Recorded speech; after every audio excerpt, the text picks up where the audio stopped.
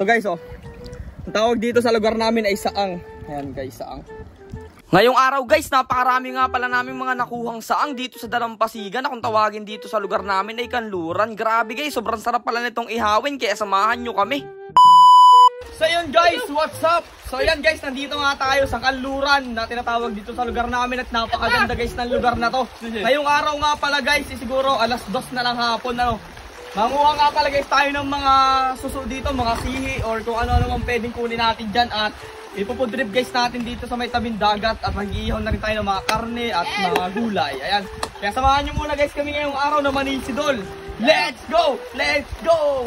Kung makikita nyo nga guys, grabe, napakaganda nga pala guys ng view dito at sobrang nakaka-relax, napakalinaw din guys ng tubig dito. Makikita natin talaga yung mga kukunin natin. Kaya nga guys, hindi na rin namin yung pinatagal at bumaba na rin kami dito sa tubig. Grabe, sobrang sarap talagang maligo. Doon nga lang pala guys tayo manguha sa medyo malalim at doon guys nakatira yung mga saang dito. Mas maganda sana guys manguha nito pag medyo low tide lang yung tubig. Madali natin makikita yung mga saang, pero pipilitin na rin guys natin yan para may food trip tayo ngayong hapon. At dito nga guys, nagsimula na rin kaagad kami.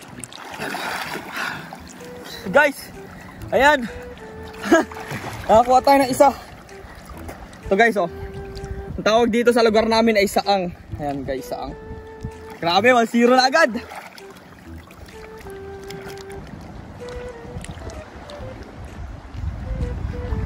Ikating.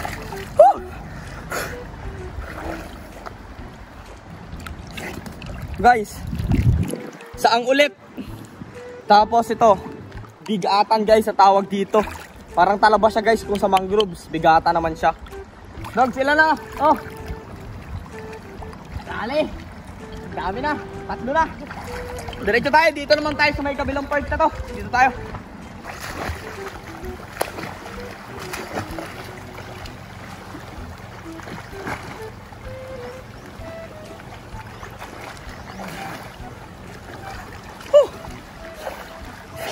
Guys, dalawang saang guys. Kadalasan pag nakukuha nyo itong saang guys, dalawa sila, mag-asawa lagi, nakaganyan ang pwesto nila. Lagi pag nakita kayo guys na isang saang, dalawa automatic yun, may asawa lagi ito. Boys, ikaw naman. Dog sa malapas siring ko guys. Okay, at dahil nga guys, medyo napagod na rin ako kakasisi dito, si Dugong na lang daw muna ang sisisid. Grabe guys, oh, makikita nyo si Dugong, talaga nagpapanggap pa siya diyang pawikan. Maya-maya nga lang guys, ay umutlaw na rin kaagad siya at lumapit siya dito sa akin. Eto nga pala guys yung mga nakuha niya, nakadalawang peraso nga pala guys siya ng saang. Grabe, sobrang lalaki nitong mga nakita niya. Ang masarap nga pala guys na luto dito ay gagataan nyo. Kaso nga lang guys, medyo hapon na, kaya naisipan na lang namin ni Dugong na ihawin ito. So guys, marami na rin. Pwede na rin itong ihawin. Tara! Tuwin na natin to guys. Let's go! Doon tayo. Yeah. Let's go! Let's go! Dali-dali na nga guys kami ni Dugong lumangoy dito sa tabi ng mga bato. At sakto guys, nakapagpasigana nga pala guys kami ng apoy kanina. Kaya eto, ready na para ihawin kaagad natin. Grabe din guys itong view na napili namin. Talaga nakaka-relax at napakaganda rin talaga guys ng site dito at mga tanawin. Napakasarap talaga guys sa pakiramdam ng mga ganitong adventure. Kaya guys, pag may time kayo, subukan nyo yung ganito. Tapos kasama nyo yung mga solid yung tropa. Ako guys, ako nagsasabi sa inyo, talagang sobrang saya ng ganitong pangyayari sa buhay. At dito nga guys sa part na to, medyo nilalamig na si Dugong, kaya dumikit na siya dito sa apoy. At eto naman guys, pinagtatawanan ko siya kasi kumikilig yung katawan niya, parang bumaha-vibrate. At nung may baga na nga guys itong mga dinupong naming kahoy, agad ko na rin nilagay dito yung mga saang natin. Iyaw natin. Yan. Dami pala eh. Ito mga saang guys, yung laki. Okay. Punta mo lang. Init bay. Sarap dito. Siyom.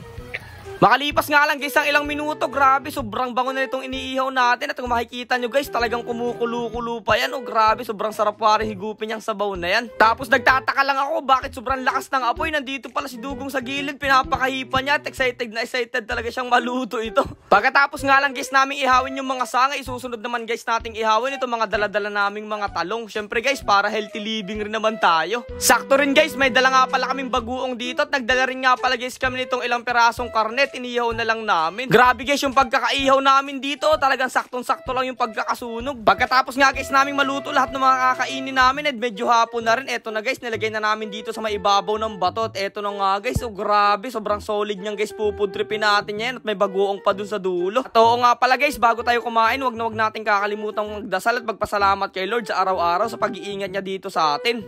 So yun guys, what's up? Inabot na tayo ng hapon at all goods pa rin tayo dito. Napakaganda pa rin itong part na to. At eto na guys, sa the best part, kain tayo. Let's go. Kain tayo! Inihaw na talong. Ito the best dito guys, oh. Inihaw na talong. Isasaw-saw sa bagoong. Sabay kagat. Hop!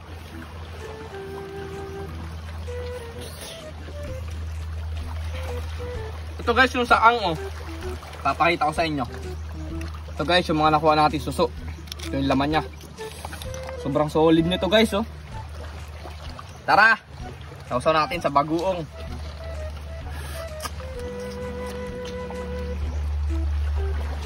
Sarap!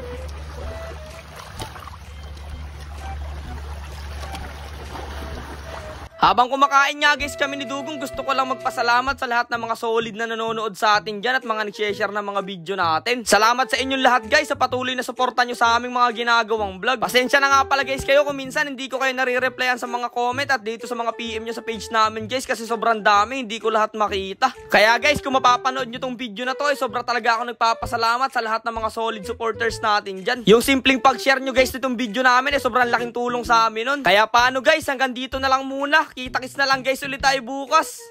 Salamat sa panonood guys. Ha.